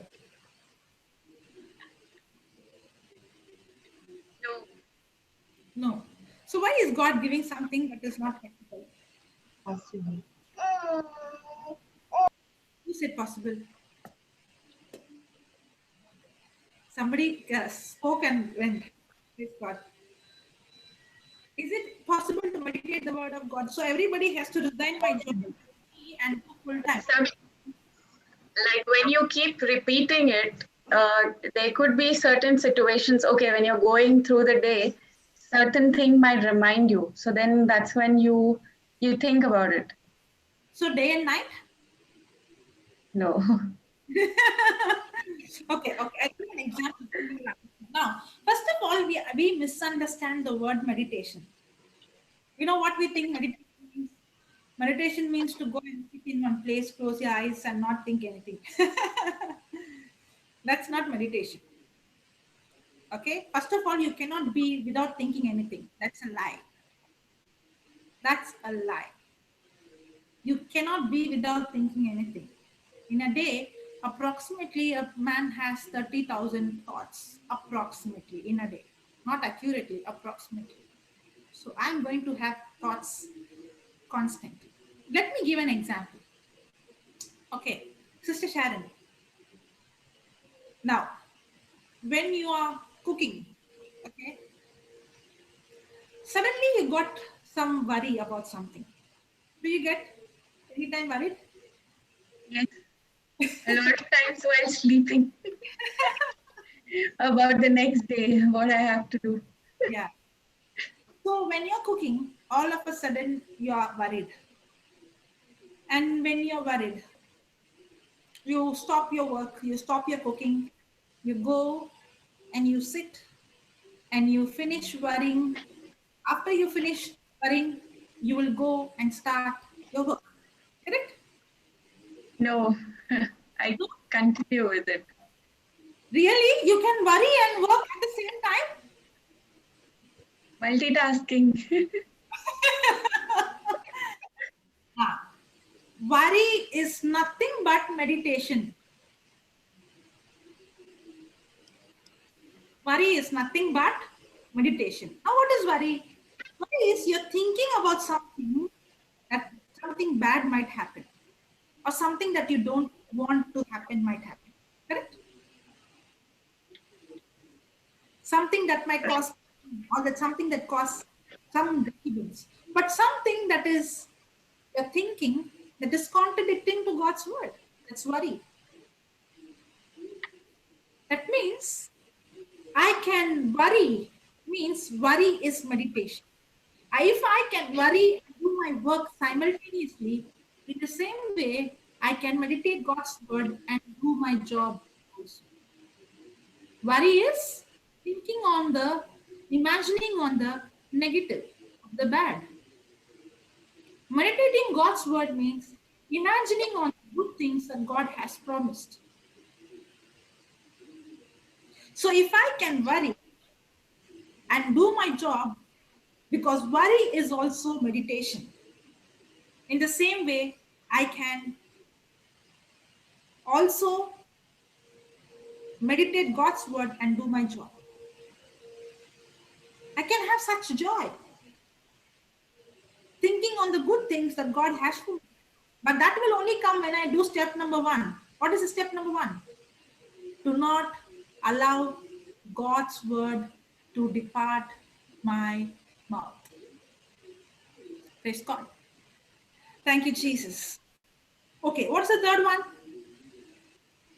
Observe it or obey it.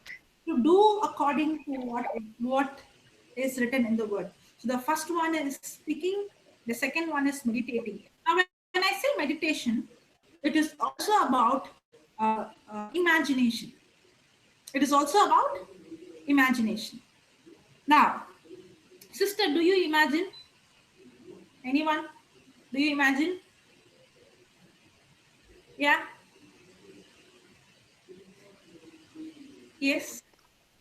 Now, Yes. we all think through imagination. I'll give an example, okay? How many windows are there in your house?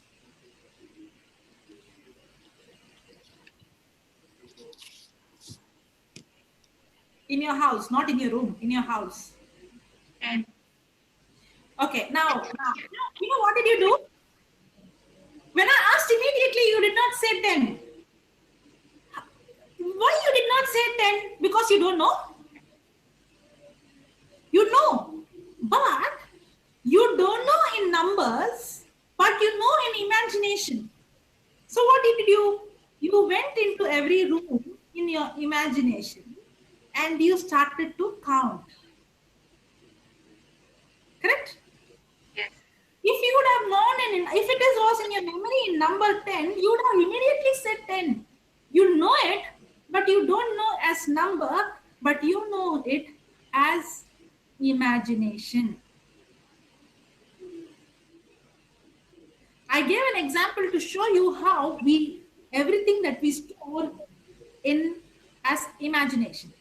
If I ask you, can you show me the way for the shop that is close to your house? You know what you'll do? You immediately your imagination, and from that imagination you will say go straight, there's a building at the right, and then take a right there, and there's a left, there's a lane. Now all that is already there, stored in your mind as imagination. Yes. Correct? Yes. Now what does the word of God say? Thus, the word of God is, you know what is worry? Worry is imagination of something wrong that is going to happen, that is contradicting to the word of God. Doctor said like this, so I started imagining myself sick, becoming old, becoming like this, being like that. What I read in Google, what so and so said, what's that person said. All those things I started imagining. That is worry. That is meditation. Are you understanding now? Now, when I change words changes my imagination. Okay, I will give another example. Now, when I say dog, what are you imagining? And a dog. A dog. Yes, sir. Are you imagining D-O-G? No. No. Actual image of a dog. Correct? Even though I said dog, you did not imagine in alphabets, but you imagine as a picture. Sure. Now, I'm saying white color dog. Now, earlier your dog had a color. But now when I said white color dog, did your imagination change? Yes. White But the first one was any color. Now, white color dog with black dots on it. Now, is your imagination changing? Yes. Yes. Now, what is words doing? Words create imagination. That's how God designed us. Meditation is nothing but imagining those words I am speaking. I'm seeing myself healthy. I'm seeing my children healthy. I'm seeing myself successful. That's what God is teaching. This is how we get involved in the law of life. I won't get success or health or anything by default. It's a law that I have to get involved, and there is a process. I have to change the words I speak. That words changes my imagination, and my imagination and my words changes my action. And that's what God is speaking to Joshua. Do not allow this book of the Lord to depart your mouth. Meditate on it day and night, and be careful to do according to it. Now the action comes by default. Now when I say I'm healthy, will I be sitting or will I get up and walk? I will walk. My action will always correspond to what I believe. And then the last step is, you shall make your way prosperous and you shall have good success. In the contrary, when I speak words of death, my imagination is death. My action is contradicting to those words. Now I am by default involved in the law of sin and death. When I'm involved in the law of sin and death, by default, sickness, poverty, all those things come in my life. I'll end up with a testimony, okay? There is a man called John G. Lake. Many of you would have heard, many of you would have not heard. He is a man of God many years ago. He's not there now. This man, he in a place called Spokane. Okay, he's not a doctor. He has nothing to do with medicine, but he receives the word, and he starts to understand the word of God and the law of God and how it works and how it functions. So he started to study and understand and apply those principles, and he saw that this law is bringing result that he could see people getting healed of incurable disease. And what happened is he started to teach this principle, spiritual law, for the students. Okay, and when he started to teach, he started to have healing rooms, okay, where he was teaching them how this principle, how this law works. And he started to see that people were getting healed, and he had healing rooms where the sick people would come and they would teach them the word of God and speak the word of God and apply this law, and they get result. You know what happened in the place called Spokane? The government of that country recognized that the healing that took place in his healing room documented. Before they had lump, after they went, the lump disappeared. Before they had problem or extra bone, then they have a report, documented report, the bone is chopped off. Before they had a sickness. So the government recognized that the statistics of people getting healed was more in his Please. than those people who went to medical doctor. The government recognized the statistics. Just imagine the statistics of the country has proved it. That documentally he had more impact and result than the medical doctor. And you know what the government did? The government gave him medical license. The government made it legal. Not to practice medicine, but to practice the word of God. Maybe at this present now, I don't think any country would do that, but at that time. But praise God, I should not say that. If God is opening doors for us, it's happening in Jesus' name. Amen. Okay. Praise God. Praise God.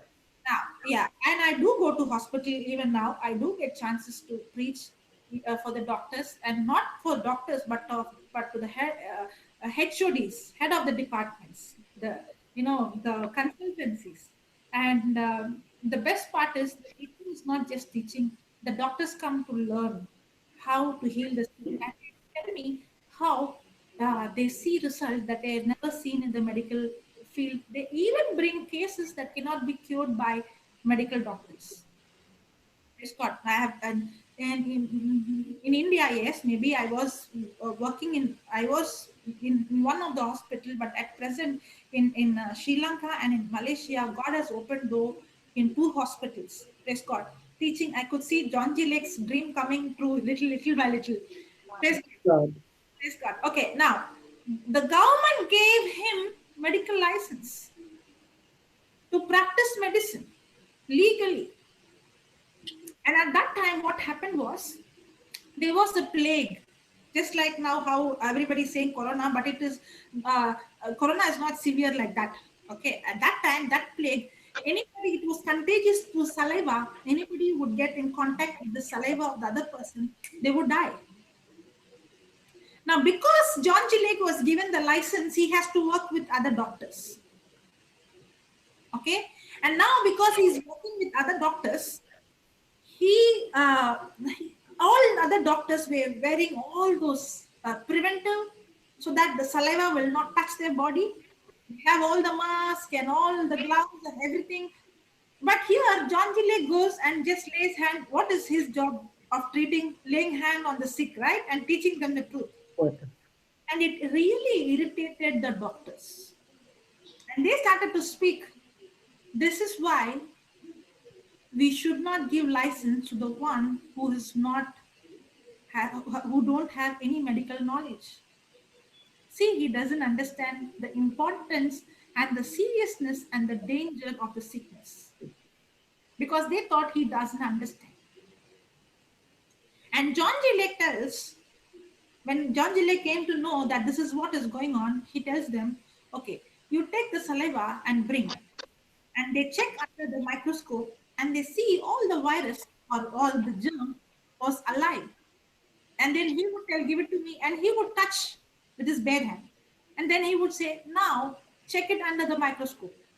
And when they started to see under the microscope, they were all shocked to see that all the germs were dead. You know why?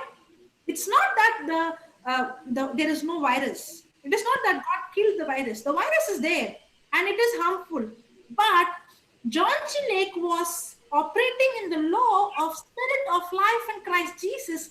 Because he was operating in the law of life in Christ Jesus, the law of sin and death has no impact, no power, because the one who involves in the law of life in Christ Jesus is superseding the law of sin and death.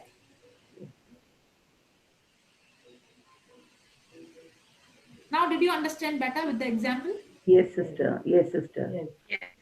So, there is sin, there is sickness, there is poverty, there is fear.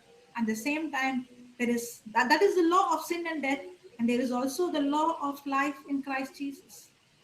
The moment I get involved through my words, my imagination, my action, when I get involved in the law of life, of spirit of life in Christ Jesus, by default, the law of sin and death loses its power. The germ can come, but it cannot, bring sickness, because I am in a different law, and the law of sin and death has no power, because when I am in the law of life in Christ Jesus, this law supersedes this law.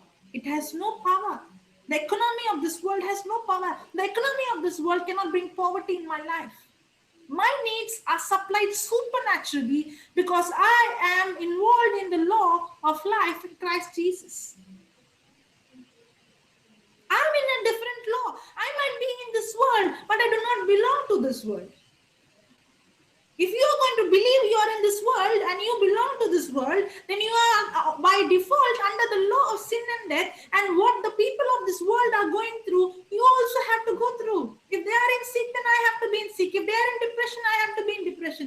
If they are in economic, if the people are losing job, then it has to impact me. No, I am in this world, but I am operating in a different law, the law of faith, the law of life, the spirit of life in Christ Jesus. No matter what's happening around me, I am not under this law. I am in a different law. This law supersedes the law of this world.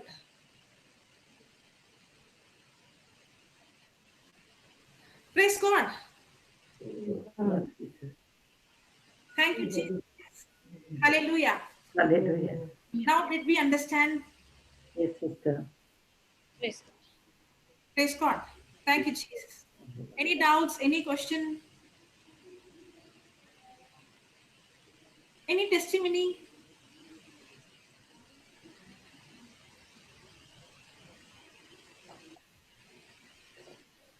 Anybody wants any healing?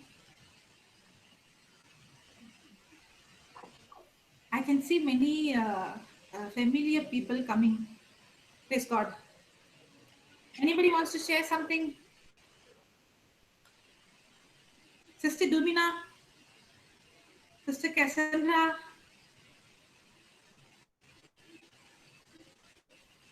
Praise God. Thank you, Jesus. Okay. Auntie, Yeah, Joe. can you do the closing prayer? Yeah, sure, Joe. Thank you, Lord. Thank you, Jesus. Thank you, the Father. Thank you for this evening time, oh Lord. This 2 hours of prayer, what we could do. We spent time with you, with your word, oh Lord, your precious word. Thank you, Jesus. Yes, Lord. It was a wonderful teaching, oh Lord.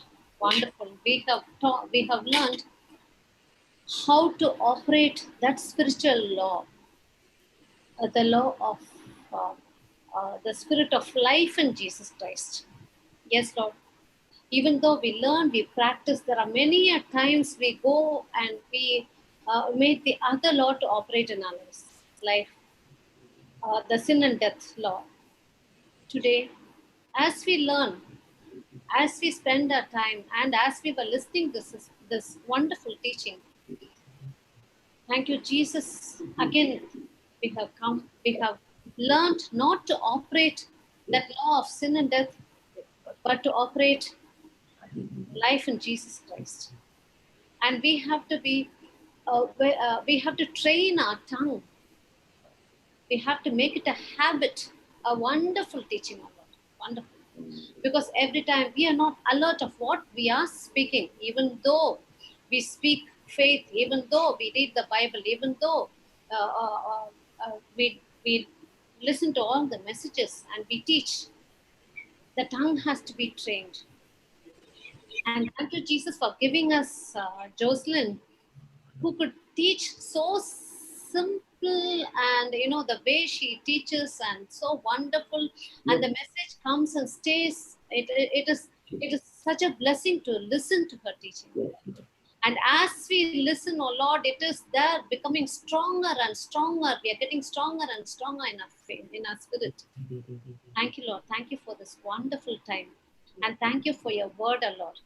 Thank you that we are speaking the word, the spiritual word, which is giving us the beautiful imagination, the imagination power, the gift of imagination is given to us so that we can use your word and imagine everything that you have blessed for us to have, to see those blessings in our life. Thank you, Lord. Thank you, Jesus. Thank you for this evening. Thank you for everything, Lord.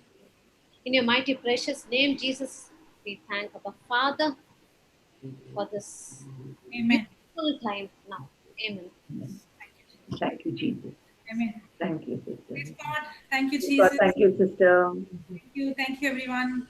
Yes, Jocelyn, many a times, how many ever times we listen, we again and again, it has been, it has been put inside of us. The spirit is getting stronger and stronger. Yes, and it is so lovely to listen to you. Yes, sister. Thank you, Holy Spirit. Yes, sister. Thank you so much. Praise God. Thank you, Sister you. Feed. I've never had this plan to start this session. When Sister Vilma called me and he asked, I said okay, and I found this time was uh, convenient time. Thank you so much, Sister. Yeah. God. We're all blessed. Praise God. Thank you, Jesus. So the joy is like how Auntie has started. When we all start, the real learning comes when we start teaching. That is when we really learn. For me, if you ask, many times I would study and come, but when I start preaching and teaching, that's the time the Holy Spirit would show me things that I never understood when I was learning. Okay. And people might think, wow, but I know I did not learn it. The Holy Spirit opened my eyes at that moment when I started to teach. And that's exactly what happens when you go and share what you have learned. That's the time the real learning starts. As a teacher, you will know, like when you became a teacher, you learned many things, not when you were a student. Yes, sister. So that's Correct. exactly. Yes. No, you don't need to have so many people. Even if you have one student, no problem. Yeah. Praise God. Praise God. Thank you, sir.